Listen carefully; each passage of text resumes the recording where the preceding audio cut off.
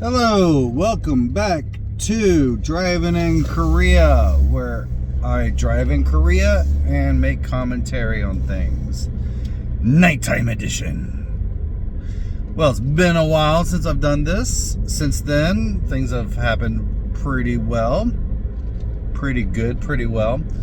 The tour business has not only come back, but it's come back really strongly. But I don't know. I'll give more details about that later. But today I just thought I'd just get this off my mind while it was still fresh. Influencers. Now, people have called me an influencer, but I don't have like 1 million followers. I have just maybe like, I don't know. Depends on which social media you're following. But I got whatever. I don't even really count the numbers. I don't check the numbers that much. Because it's not quantity, it's quality. Yeah, so we get contacted by influencers and media for our tour business. And I'm pretty open to it because, I've been in that situation. Well, but then again, me as a food blogger / now they call me influencers. I never contacted people. I never contacted like restaurants and said, "Hey man, if you gave me a free meal, I'm going to give you free publicity." I never was that type of person. Never did, because that's credibility. That ruined my credibility. Now, yes, I would occasionally be invited, and then I was given a free meal or free something, but I always made a disclaimer that I got a freebie from it. It's something they call ethics. But anyway, I get these travel influencers every now and then, and I mean, most of them have been pretty great. They're really nice, and our policy is like a lot of businesses' policies is we will give a free or reduced or at cost tour to influencers, and I always tell them to be honest in their reviews. I'm not buying their approval. If they like it, they like it. If not. But I always think that, well, for one thing, from an SEO standpoint, it's helpful for us. But they're practical things. Even if they say something negative, the SEO is good. So anyway, we got contacted earlier this past week by a travel influencer. Right away, bragging about his numbers, got like 1 million or something numbers or something, and Sean was a little bit skeptical at first, and I'm always skeptical. So I went and did some checking, and turned out the dude was legit.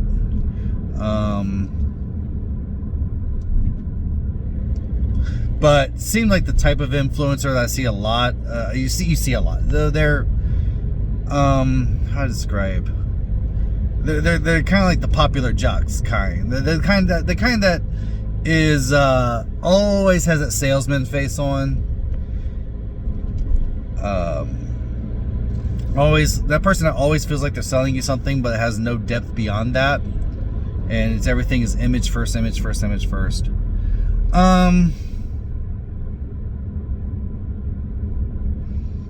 Yeah. Anyway, so all he was asking is he just wanted to feature our dark side tour, and I was like, it doesn't cost us anything to put an influencer on our tour, so yeah, sure, whatever. So set things up with him for Friday, and he's bringing like a film crew, and he even brags about the followers of his film crew. I was like, okay, whatever. That's when you start seeing that something's a little bit kind of fakey about them. Posery, the very posery. Yeah, so then they got caught up filming something else, so they had to cancel Friday. I said, sure, go on my tour on Saturday. And then they went to like Latte World that day, and then I get an email, they contact me, so, oh, there's no way we can get there from Latte World in time to make your tour. Can you do it Sunday? Yeah, sure, that's the last day I can do it. and they're leaving the next day anyway. In the meantime, he asked me yesterday about DMZ tours, and I gave him suggestions. There's one that I think is really good, and there's another one that's by my friend Jerry. He's really good, and so I did send them to Jerry, and Jerry later comes back to me. He's like, "These people are, what's wrong with these people?" Anyway, so basically what they did with him is, he actually has vans, and he has drivers he has to pay and stuff he has to pay. He's not really in a position to give totally free tours.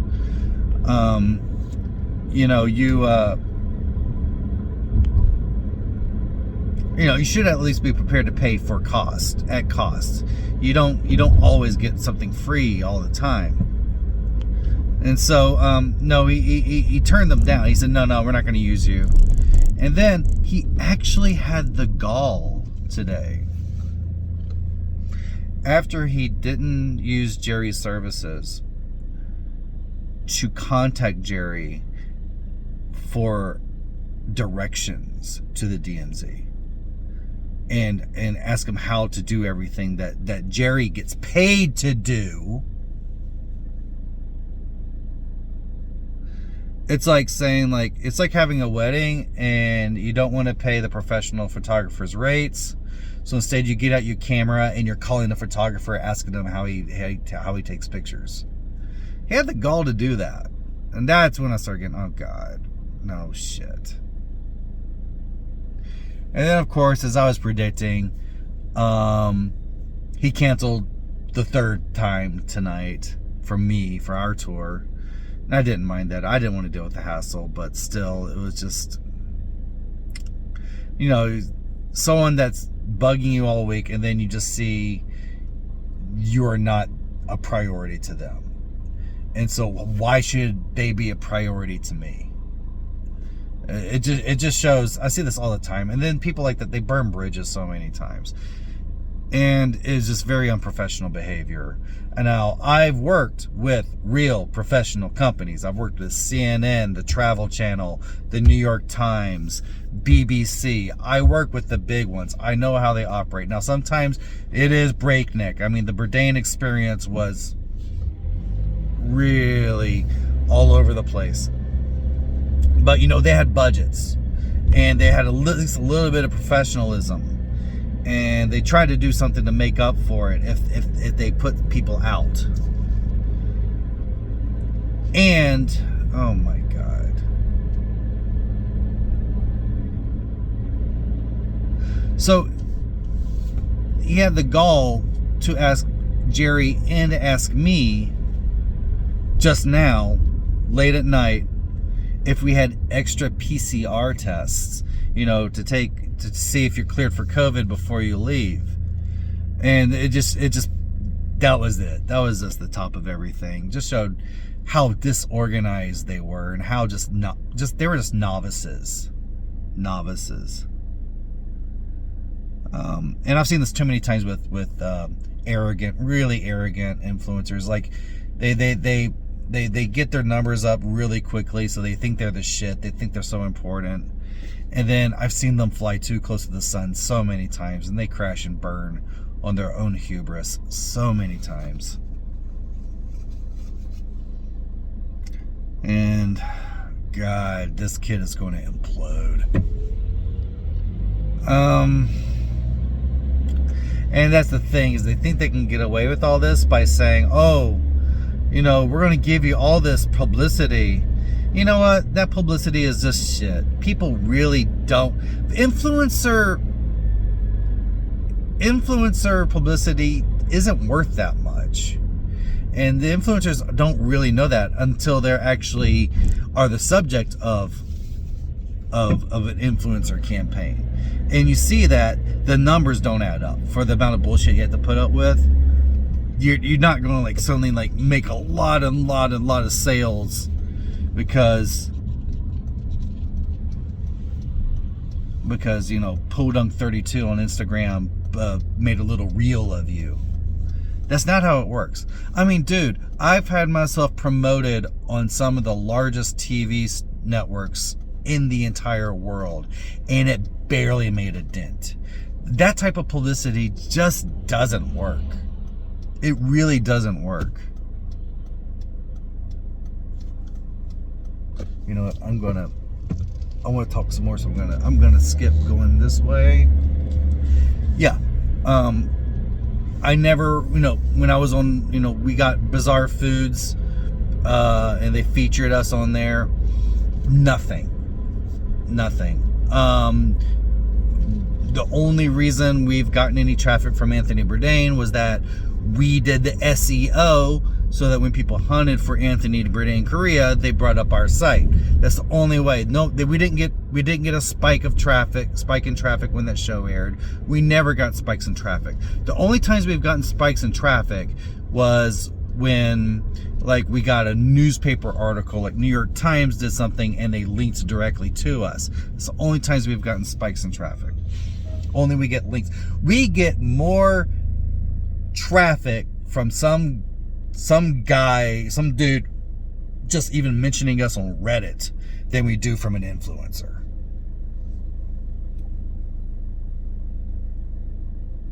So these people really think that they're so powerful. They're just like magical. We're gonna save you by doing this, and this bullshit. No, actually, we're doing you a favor.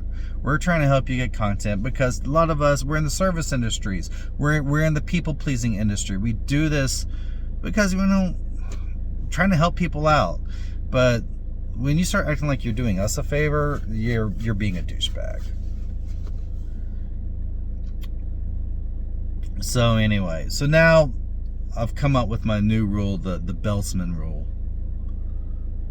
For influencers. Now, influencers still contact us. We're fine to help you out. And so we'll give you a special media rate. And what we'll do is, we'll give you a media rate. And what you do is you pay it to us. And then if you follow through and you don't cancel, we will refund that.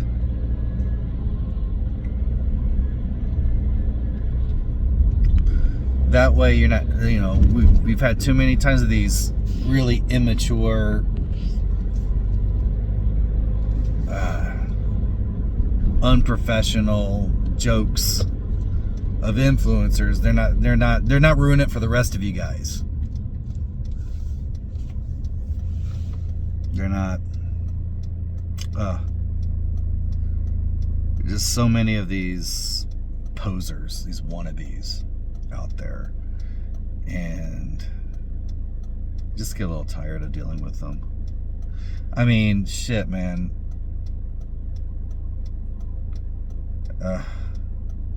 I don't have that many. I don't have as many, but I have quite enough to handle it myself, and it's fine. Can we go left here? I don't. Whatever. I'm gonna do a U-turn. I bet that was illegal.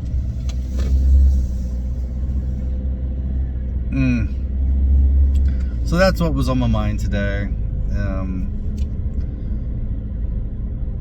Other than that, the tours, the business is just going crazy good. We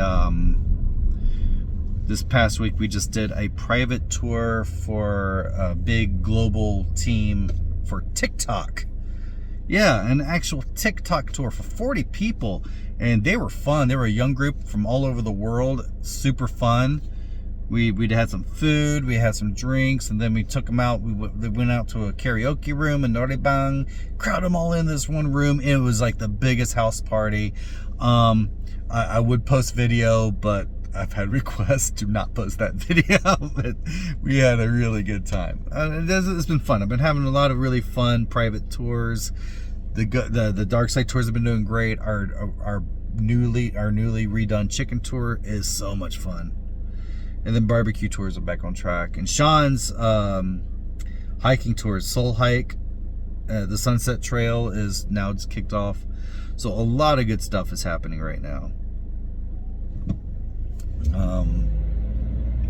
We've had a lot of adventures from business coming back in April.